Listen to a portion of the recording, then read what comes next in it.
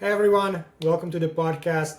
Today I'm joined with Andrei, who is the commercial director at Gamingtec, and he's bringing over a decade of iGaming expertise to leadership roles focused on global expansion and sales innovation. And Gamingtec as a company is a big iGaming platform provider since 2013, specializes in turnkey solutions for online casinos, sportsbooks, with strategic emphasis on emerging markets such as Latin America, Asia, and Africa.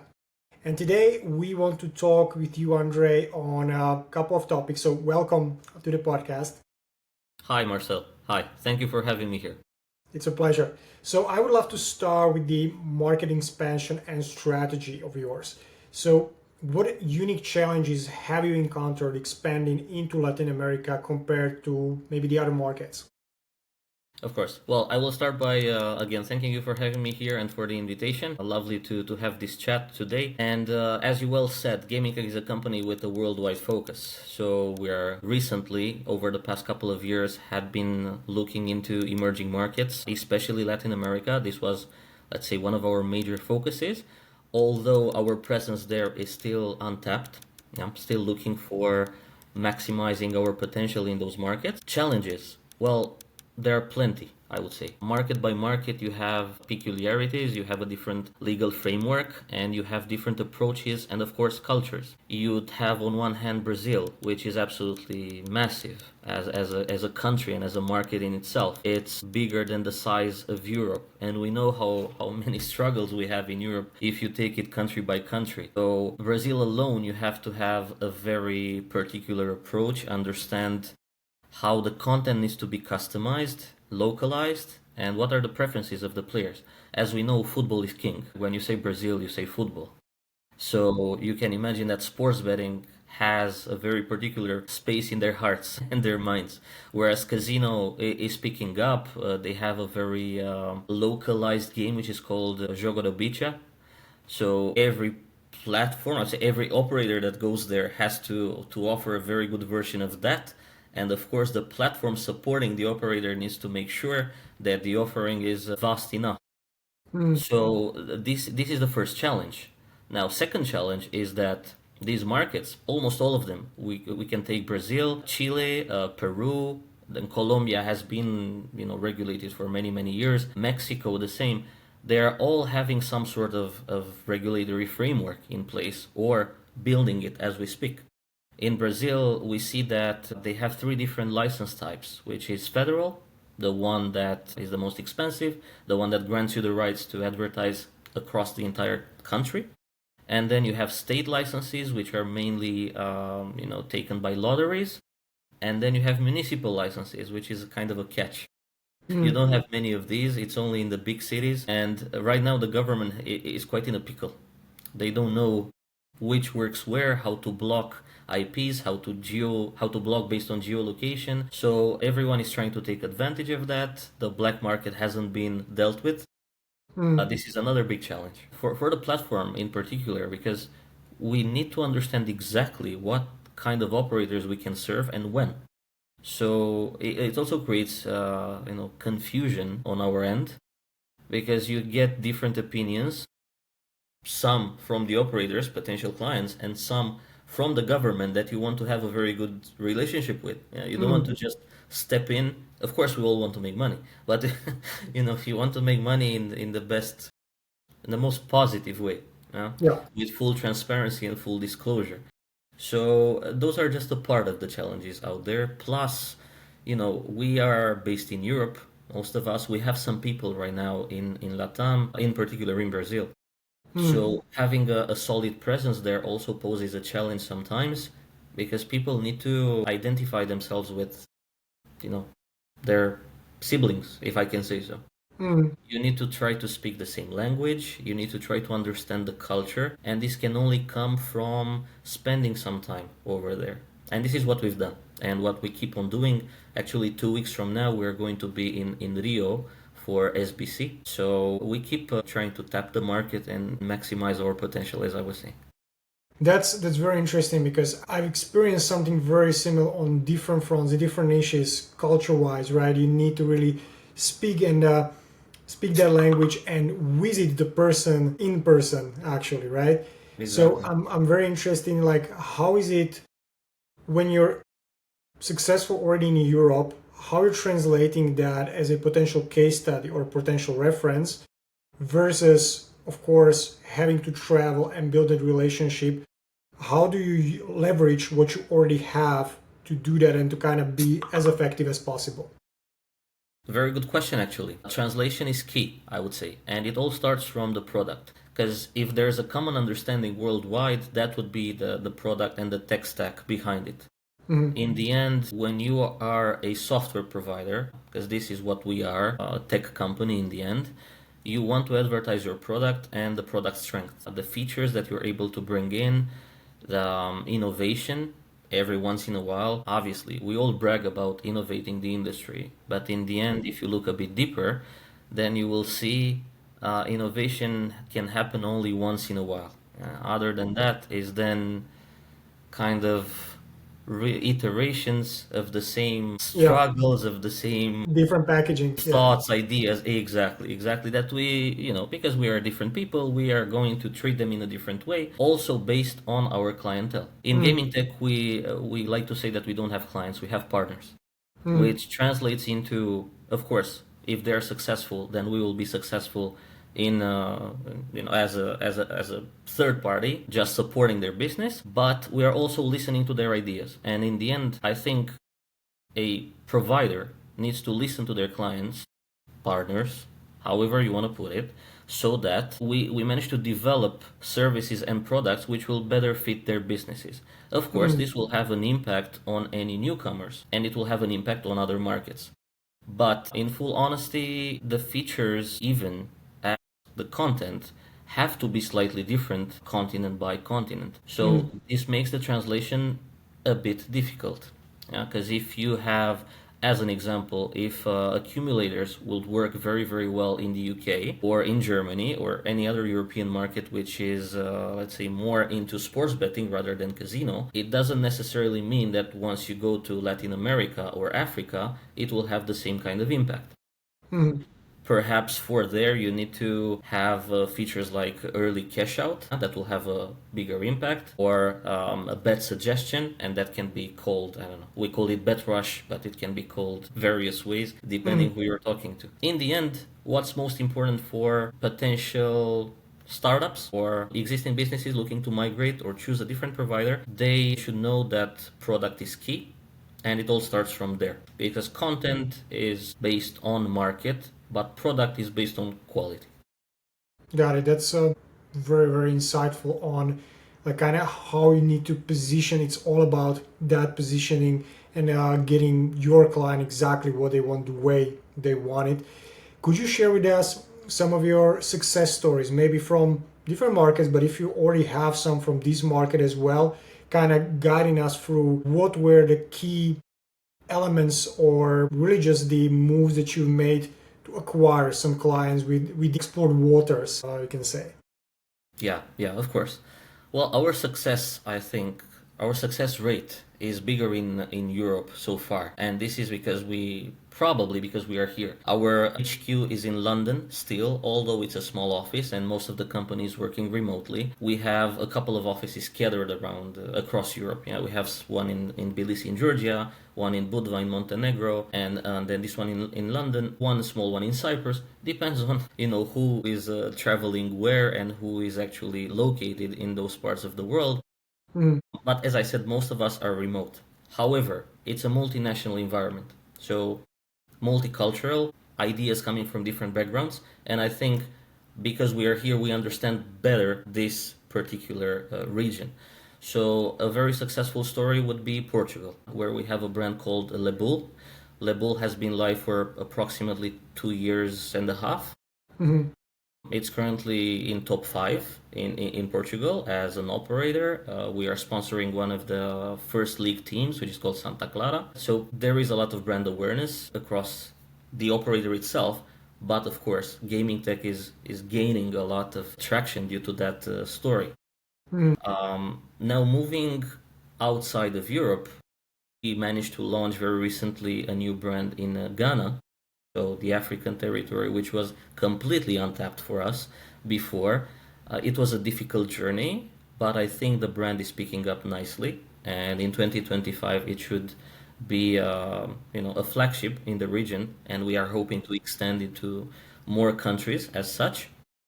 When it comes to Latin America, we had a couple of brands that we launched in Brazil. Unfortunately, they were not successful, and maybe it was because of our lack of understanding at the time being. We launched them approximately 2 years ago, so we didn't have any presence in the region. I think we are falling a bit behind, as I said, not completely understanding the market's requirements.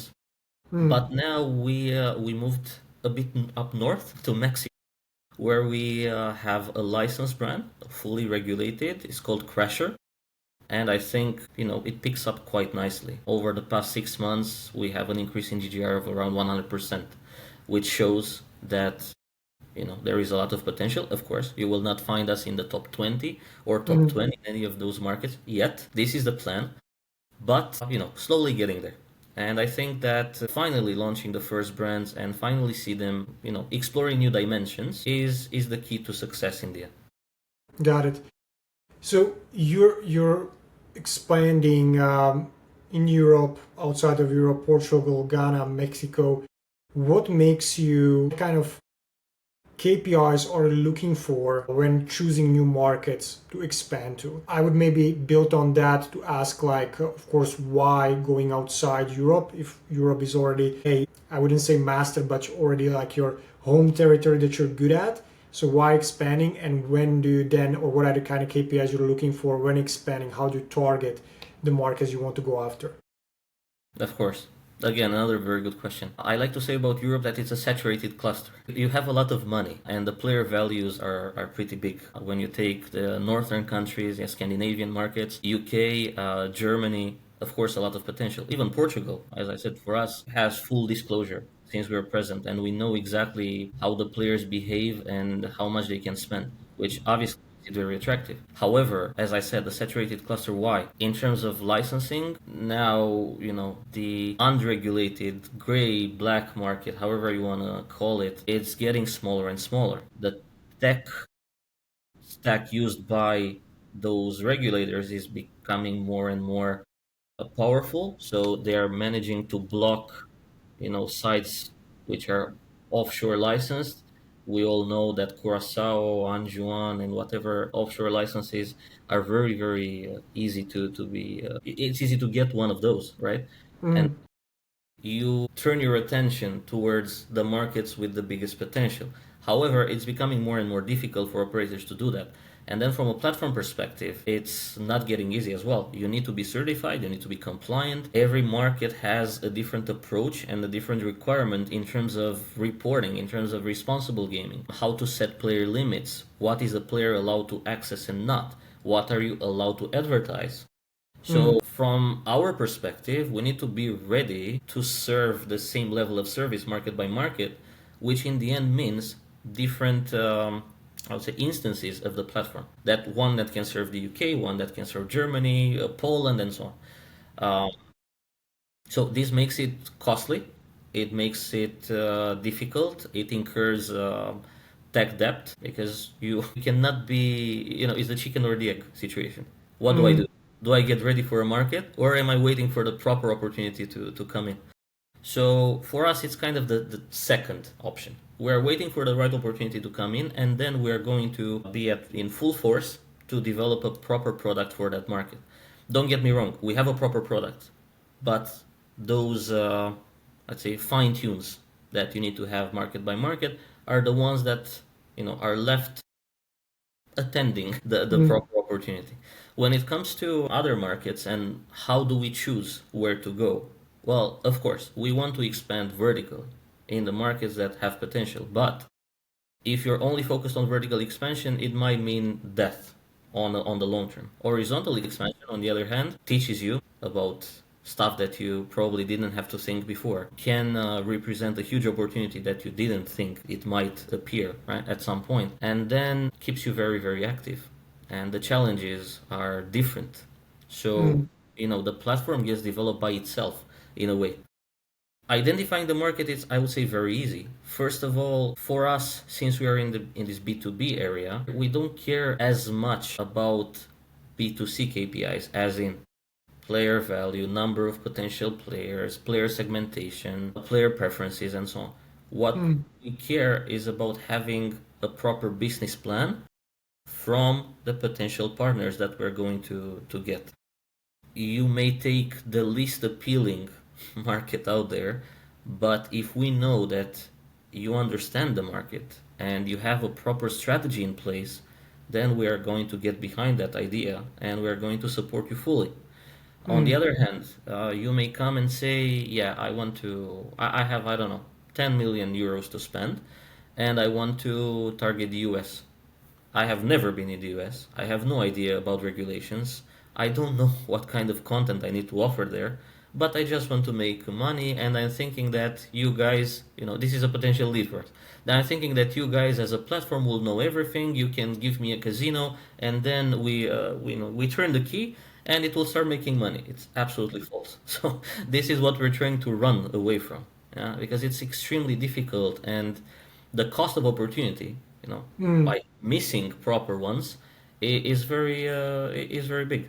So this is what we are mainly interested in. And then of course there are other stuff that come into place, like what's the legal framework, how difficult it is for us to penetrate that market, what kind of features again we need to bring in as a provider, what kind of support do we need a license, all of those questions need to be answered. Once you answer them, I think competitor analysis is also a very important factor here. If the market is extremely competitive, then another question arises. Do I really want to go in there?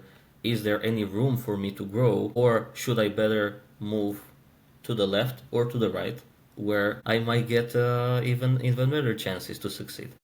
That's very interesting in terms of like the segmenting in the market and choosing the actual one that you see the biggest opportunity with. And I'm not sure if you can give me a specific example, for example, like Ghana, but I imagine being positioned in Europe and as you said, having all of these cultural backgrounds, does it help to expand and kind of discover these potential new markets, or how do you essentially come up with, let's say, country like Ghana being on your radar? Well, as I was explaining before, once the right opportunity comes in, then we are going to focus on it and support it fully. So this was the case with this brand in Ghana. It's called US Betting. Not a mystery. Actually, we have it on our website. So let's say that the management of the brand stepped in with this plan. We found it appealing, we found it attractive and challenging at the same time. And of course, since you're considering expanding horizontally and penetrating Africa, this was on the roadmap, then you might as well pursue any given opportunity of such. So this is what we did. I think it was very difficult from a tech perspective. As we know, Africa is still to be further developed. So bandwidth, technology being used, apparatus is still a bit behind. Yeah, not being, not saying that Europe is so much better or whatever, or disregarding the potential of the market, but is the harsh reality. Yeah, so it kind of means for you as a software provider that you need sometimes to downgrade a bit on the tech stack that you're using in the likes of Europe or even Latin America. This poses a challenge. Why? Because in the end you only want to increase the capacity and you want to improve the stack. You want to be using the latest programming languages in terms of backend, frontend, and design. So taking a step back just to support such a market is a challenge in itself. Mm. But if it can mean on the long term, because we're not thinking, let's make money in 1 2 months. I think this is a very negative in the sense of not being able to do it and then being frustrated. Everyone wants to make money tomorrow, but I think it's a very healthy thinking to say, okay, let's open up this market. Let's see what it brings in 6 to 12 months. I think this is a reasonable period of time to kind of assess the opportunity that it created. Eventually, if it didn't work, it didn't work. So you will take another decision next year. Do I still want to, to try to penetrate Africa? Yes or no? This year Mm. will be for Gamingtec, and I think first time in the company's history when we're going to events in the region. So we'll be in Sigma in South Africa. Part of our sales team will be attending smaller events in Lagos, in Nigeria, and then in Kenya, if I'm not mistaken. Very solid roadmap, and we want to be present there, which speaks for itself, I would say. Absolutely. Yeah, that makes a lot of sense. And that kind of leans into my next question on how do you typically acquire new clients in these emerging markets? So you mentioned that you're leveraging events, you're meeting people in person. What are maybe some other channels and maybe one of your effective methods to acquire these new clients? Well, for us, it's all about the marketing strategy. We have a very, very good marketing team, which manages to, on one hand, you have the website and organic traffic. So organically, we're doing a very, very good job. The website is SEO vetted and maintained. I think that we have an SEO check every couple of days just to make sure that all the content, publications, keywords are there so that the website can produce by itself new leads and produce interest for the readers, for the visitors as well. So those numbers we can see they are growing every month along with the domain rating, which are very important KPIs. On the other hand, we are doing a lot of Google ads. So Google is definitely the biggest engine for producing leads in our case. Social media is also very well maintained. Nowadays, it's impossible to live without that. And I think I can mention here LinkedIn. It's a very good tool for the industry, especially for B2B. I don't think that B2C will make too much use of that. And then you have Instagrams, TikTok, Facebooks, and whatever. Yeah, the Meta group, the Twitter group, which comes in handy. Yeah, because you can release short videos, which are very insightful, and they can just trigger that need to find out more. In the end, the key for us is to make the readers or the viewers to have direct contact with our sales team or one of our representatives, whoever that may be. So I would say 75% of our lead generation comes from organic traffic and from marketing campaigns. We are also cooperating with a couple of agencies, with freelancers, for, I don't know, link building, for PRs and interviews. It's this one. You never know who might jump in and try to contact me after this podcast. And this is why I would never, me personally, I would never refuse such an opportunity to get out there and not only for the readers, this is not the single purpose. Yeah. The purpose is also educate the market and share insights. Yeah. And that's why we consider ourselves seniors. Yeah. After 10 years in the market, you accumulate some knowledge that at least from time to time is very good to share, and get even better traction. Absolutely. And then, of course, you get these important events. I think nowadays we have way too many. So if you want to be in an event every month, absolutely, even twice a month. Yeah, I think that we passed the barrier of 50 events per year, which is absolutely insane. It would be almost more than one per week. So not all of them, as you can imagine, are productive. It's more about brand awareness, but as I prefer to call it, waste of money most of the times. But there are still some that are producing a huge number of opportunities, right? And I think everyone knows about ICE. It's definitely the biggest one of the year, the most important one, no matter where it is. London, they wanted to move it to Paris. Eventually, it got moved to Barcelona. We were a bit conspicuous about the move. We were unsure about the potential now with the move to Barcelona, as London is such a huge business center, right? It was extremely good. And SBCs, the Sigmas, also produce a very good quantity of opportunity, and there are more emerging organizers out there that do a very good job. So for us, we're trying to not to be picky. We're trying to test all of these sources, but by far best acquisition comes from direct marketing. I really love because many brands, many companies are pretty much set on just one or two channels and just putting all of their efforts into those. But this is what I'm always preaching myself as well, like having as many channels as you possibly can. Yeah. Because of course, if you can manage those, you never know where the big next player will come from. And as you're saying, for the events, you never know if like the smallest, pettiest event will actually lead to that one connection with that big deal, right? Exactly. So I really love how you're exploring all of these verticals on the marketing as well. But I'm particularly interested in two of those. You mentioned Google Ads, which is something that many people think like it's only for local areas, for local businesses, right? So I would love to hear your opinion of what you're doing with Google that's actually working for you so well. Well, I tend to agree with people's opinion. However, they might not stretch their imagination enough. Mm, Because Google is, in the end, a service used worldwide, with very few exceptions. In Asia, they prefer to use other search engines, but in the end, the fact that we're also getting leads from Asia kind of speaks for itself. So, Google is a tool that allows you to segment, I think, even more than a CRM does, right?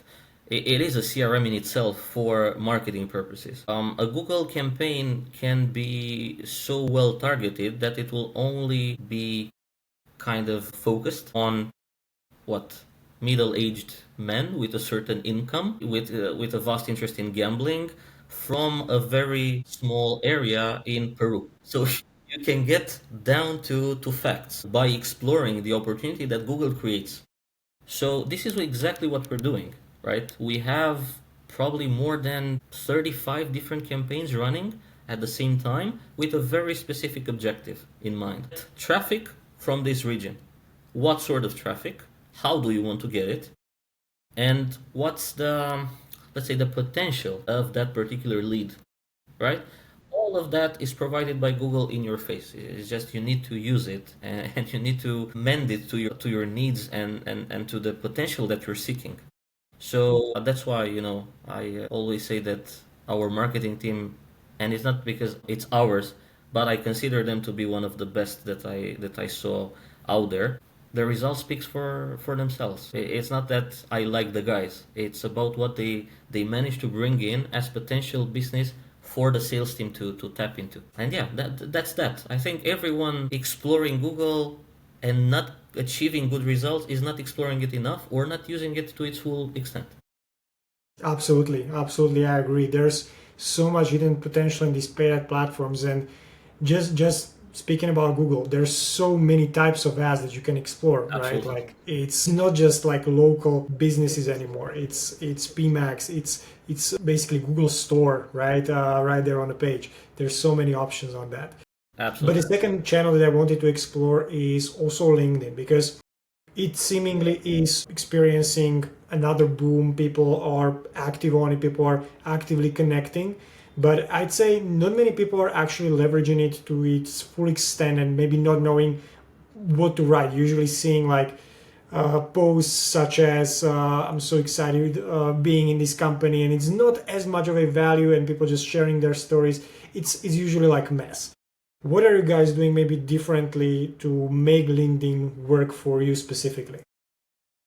Well, I think LinkedIn is a lot more difficult than Google in the first place. Yeah, because Google addresses so many more people than LinkedIn does.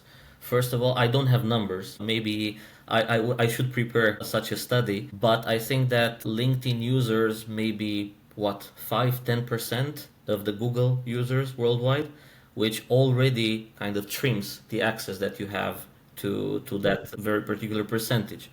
So it's a lot more difficult to get the same amount of traffic. But the quality of the traffic is probably, it's vice versa. The quality is so much bigger that it makes it a very powerful channel for acquisition. In LinkedIn, I think the focus is again segmentation.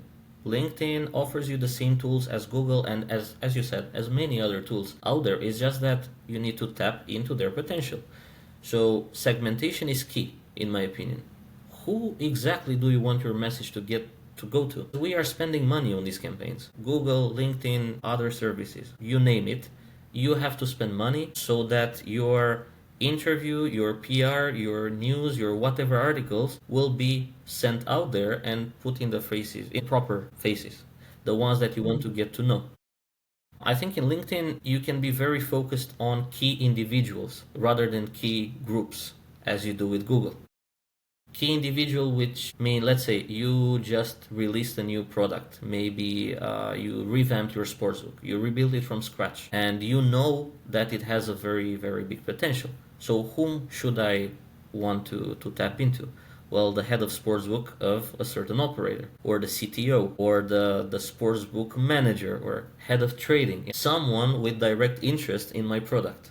Whereas in Google, I will kind of spread the message to a group of people and I will try then to handpick the ones that are interesting. So LinkedIn offers you this possibility to directly reach out to the relevant key decision makers. Amazing, amazing. So you're definitely losing it to the top of its potential. And I would say many people struggle with actually recognizing that there's so much more than just, let's say, connecting with everybody, but actually connecting with the right person that is in the decision position of your particular service or product, right? I Exactly. think that's absolutely the key that I've taken from what you said as well. And Correct. I would be very interested because you're getting all of the leads coming from different markets. Like, how's your sales team structured to then, when there's a request or when there's new connection coming in, new lead, how do your sales team handle all of these kind of different markets, different approaches? How do you have it structured? Another very good question, and this also poses a challenge in itself. It's very difficult to kind of have a sales team which is, let's say, numerous enough or focused enough on very particular aspects. Because when you're in sales, and I've done my fair share of sales, and I still do actually, no matter the title or the role in the company, I still am, hands on and fully invested in sales. So the team that I put together, because this is probably one of my main responsibilities here in Gamingtec, has been segmented by, I think, two very important factors. I don't like the regional approach whatsoever. I think that everyone should be willing to get proactive and jump in the next opportunity no matter where that arises from, and we all need to be prepared to answer the questions based on the understanding of various groups of people around the world. That's Mm, one. But then you also want to have this component of putting in front of your potential partner someone that they acknowledge as being close to them from a cultural point of view, from a language point of view, maybe even color of the skin. I think all of these things most of us disregard. Yeah? And I think it's actually very important because picture yourself. You want to go, I don't know, on a vacation, right? So how are you going to choose if you're going to do it yourself? Because we can. Yeah? We can choose ourselves, our flights, our accommodation, and so on, travel plans, or are you going to use an agency? Well, mm, taking the second route by choosing an agency, you are going to explore a few options. Yeah, you're not going to stop, or likely you're not going to stop to the first one. Yeah. mm, Now, your counterpart, the one that is trying to sell to you, if he speaks your own language, then I think it's already a plus.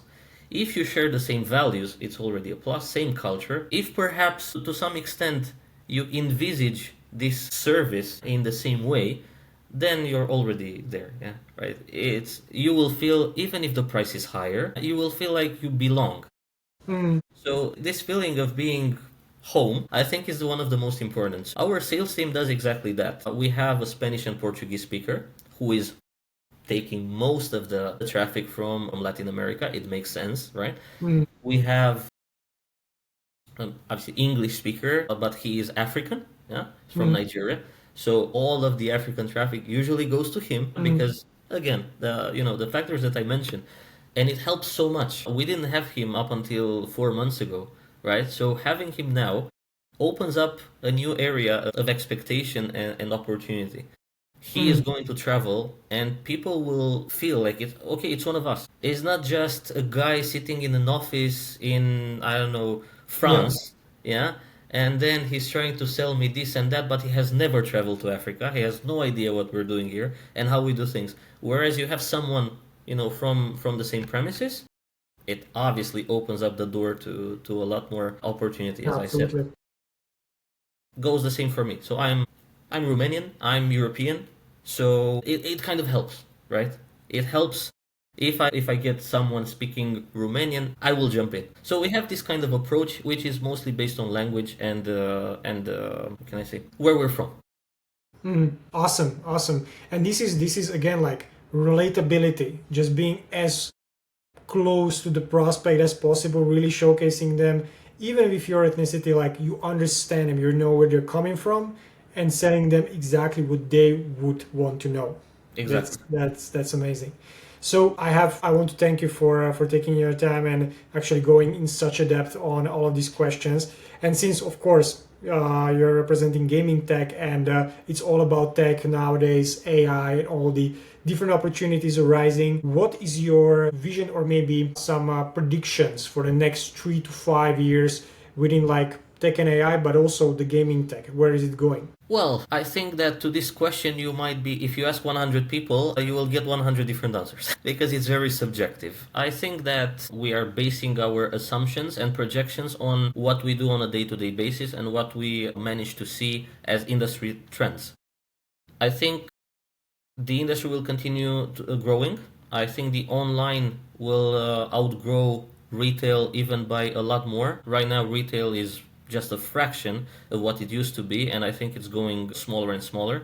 AI tools are coming more and more handy, and I can see more and more providers and more operators being interested in these tools. Not so much for the end user, the player, who doesn't necessarily have to know that it's AI behind it, but suggestion engines are working very, very well. Imagine that your past 5 games were roulette and blackjack. Well, what this type of software does is that the next time you're going to log in to your preferred casino, then right in front of you will have the most played games. So it's like a call to action, which makes a lot of sense. It's a business accelerator for sure. So I think everyone will be interested to develop more and then to integrate more tools as such.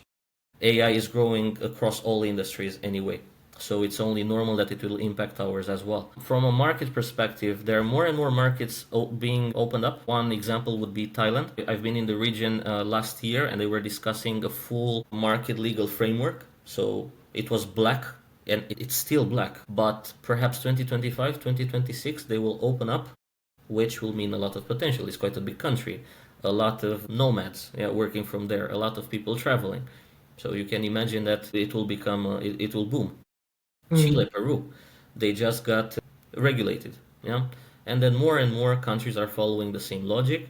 So in the next 3 to 5 years, I don't think this carousel would stop anywhere. It will just keep on producing, producing and growing. From a gaming tech perspective, an horizontal expansion where it makes sense will be one of the main factors to take into account. We want to vertically expand in the markets where we already found the potential. Examples: Portugal, Mexico, Poland. I think I forgot to mention that we're also live in Poland. And then any new market that opens up and has potential will definitely be on the list. So when I mentioned Thailand, is for some proper reasons, that we're looking into that direction as well. And then probably we cannot avoid growing as a company in terms of people, in terms of resources. Why not offices? And hopefully, we will keep this multinational approach and onboard even more cultures, more people from countries that we didn't yet grab anyone from. And I hope that it will be a very, very pleasant journey as it was until today. Yeah, it's always should be about having fun along the way. Otherwise, why are you sure. doing that in the first place? You need to like what you're doing, for sure. Absolutely. Andrei, it was a pleasure. Thank you for going in such a depth and sharing all of that with us. And hopefully, when you'll have some new clients coming in and we meet again in a year or so, we'll have some new topics to discuss on that. For sure. Anytime, with pleasure. Thank you a lot, Marcel. It's been a true pleasure talking to you today. And thank you. Until next time, Godspeed. Best of luck to all of us. Thank you very much. Thank you for everyone tuning in, and I'll see you in the next one. Have a nice one. Thank you. Have a good